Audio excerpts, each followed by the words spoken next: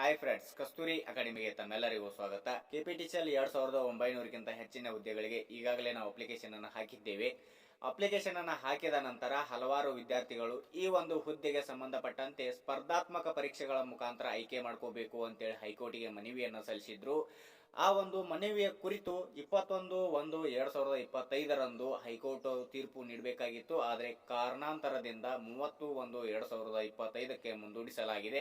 ಇವಾಗಲೇ ನಾವು ಹಲವಾರು ವಿಡಿಯೋಗಳನ್ನು ಕೂಡ ನೋಡ್ತಾ ಇದ್ದೇವೆ. ಆ ಒಂದು ಹುದ್ದೆಗೆ ಸಂಬಂಧಪಟ್ಟಂತೆ ಸ್ಪರ್ಧಾತ್ಮಕ ಪರೀಕ್ಷೆಗಳ ಮುಖಾಂತರ ಆಯ್ಕೆ ಮಾಡಿಕೊಳ್ಳುವ ಸಾಧ್ಯತೆಗಳು ಕೂಡ ತುಂಬಾ ಕಡಿಮೆ ಆಗ್ತಾ ಇದ್ದಾವೆ. ಯಾಕಂದ್ರೆ ಇಲ್ಲಿ ಈ ಒಂದು ಹುದ್ದೆ ಡಿ ಗ್ರೂಪ್ ಇದ್ದ ಕಾರಣ ಇದು ನೇರ ನೇಮಕಾತಿಯ ಮುಖಾಂತರ ಆಯ್ಕೆ ಮಾಡ್ಕೋಬೇಕು ಅಂತೇಳಿ ಕೆ ಜಾರ್ಜ್ ಸರ್ ಅವರು ಕೂಡ ಈಗಾಗಲೇ ಹೇಳಿದ್ದಾರೆ.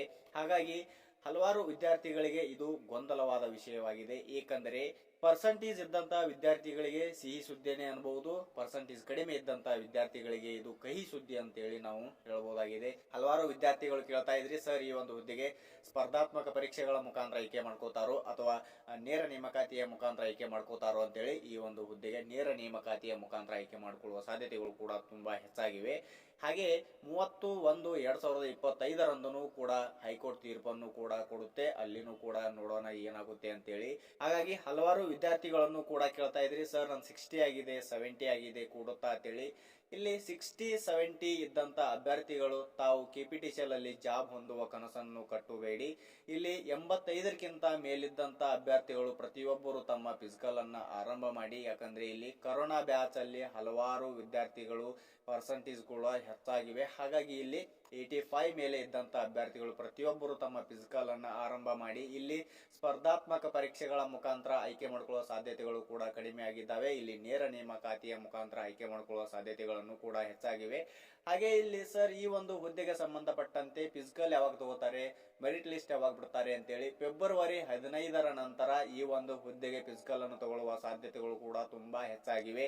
ಏಕೆಂದ್ರೆ ಇಲ್ಲಿ ಏಪ್ರಿಲ್ ಒಳಗಾಗಿ ಈ ಒಂದು ಹುದ್ದೆಗೆ ಸಂಪೂರ್ಣವಾಗಿ ಭರ್ತಿ ಮಾಡಬೇಕು ಅನ್ನೋದು ಕೂಡ ಅಧಿಸೂಚನೆಯನ್ನು ಕೂಡ ಈವಾಗಲೇ ಹೊರಡಿಸಿದ್ದಾರೆ. ಹಾಗಾಗಿ ತಮ್ಮ ಫಿಸಿಕಲ್ ಅನ್ನ ಆರಂಭ ಮಾಡಿ ಏಪ್ರಿಲ್ ಒಳಗಾಗಿ ಈ ಒಂದು ಹುದ್ದೆಗೆ ಏನ್ ಮಾಡ್ತಾರೆ, ಭರ್ತಿಯನ್ನ ಮಾಡ್ತಾರೆ. 85 ಮೇಲಿದ್ದಂತ ಅಭ್ಯರ್ಥಿಗಳು ಪ್ರತಿಯೊಬ್ಬರು ತಮ್ಮ ಫಿಸಿಕಲ್ ಅನ್ನ ಆರಂಭ ಮಾಡಿ. ಯಾರು ಪರ್ಸೆಂಟೇಜ್ ಕಡಿಮೆ ಇದೆಯಲ್ಲ ಅವರು, ಸರ್ ನಮ್ದು ಲಿಸ್ಟ್ ಅಲ್ಲಿ ಹೆಸರು ಬಂದಿಲ್ಲ ಅಂತೇಳಿ ಯಾರು ಬೇಜಾರಾಗಬೇಡಿ.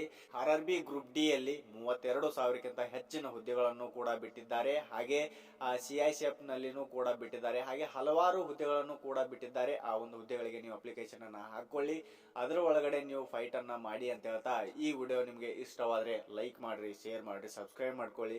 ನಿಮಗೆ ಏನಾದ್ರೂ ತಿಳಿಲಿಲ್ಲ ಅಂದ್ರೆ ನನ್ನ ಕಮೆಂಟ್ ಮುಖಾಂತರ ಕೇಳಬಹುದು. ಹಾಗೆ ಈ ವಿಡಿಯೋನ ಇಲ್ಲಿಗೆ ಮುಗಿಸ್ತಾ ಇದ್ದೀನಿ. ಮತ್ತೆ ಮುಂದಿನ ವಿಡಿಯೋದಲ್ಲಿ ಸಿಗೋಣ.